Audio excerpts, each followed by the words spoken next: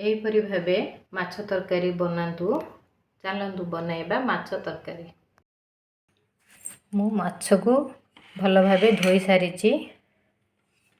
चलतु ताहिरे मसला हलदी लुण पकाइबा। हलदी पकाइली, लुण चामचटे भल भावे घांटी टावा रे भाजीबा।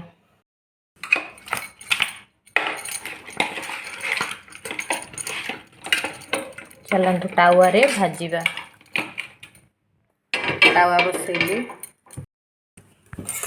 वर्तमान तेल पकाइली, सोरिष तेल।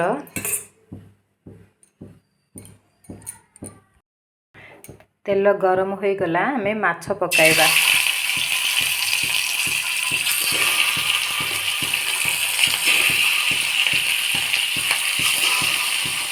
एहीपरि भावे आमे अल्प अल्प करी माछ जाक सबु भाजीबा।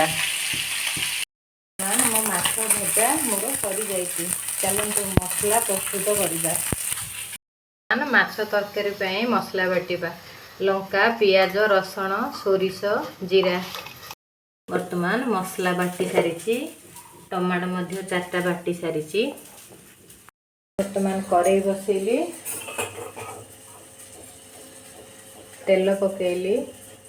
वर्तमान अल्प चीनी पकाइबा। वर्तमान अल्प सोरिष पकाइबा। पानमहुरी पकाइबा। पियाज पकाइबा। वर्तमान पियाज रेड कलर हो आसिलानी, आमे मसला पकाइबा। वर्तमान हलदी पकाइबा। वर्तमान मसलाटा भल भावे कषि हो जाइछि। भल भावे कषिबे नहले स्मेल हबो। टमाटो बटा देबा। वर्तमान मसला कषि हो जाइछि। टमाटो मध्ये कषि जाइछि। पानी 2 कप देबा। मसला रे लूण पकाई मसला और पानी सिझिबा को छाड़ी देबा। वर्तमान मसला और पानी सिझी जाइछि। आमे आंबुल पकाइबा। वर्तमान पानी मसला सिझी जाइछि, आंबुल मध्ये सिझी जाइछि। आमे माछ पकाइबा। आमे 10 मिनिट सिझिबा को छाड़ी देबा। तरकारी रेडी हो जाइछि। धनिया पत्र अल्प दे प्लेट को काढ़ी भात संगे रोटी संगे खाई परिबा। रेडी हो गला हमर माछ तरकारी। आपण माने आपणकर फैमिली रे समस्त को करी खुआंतु।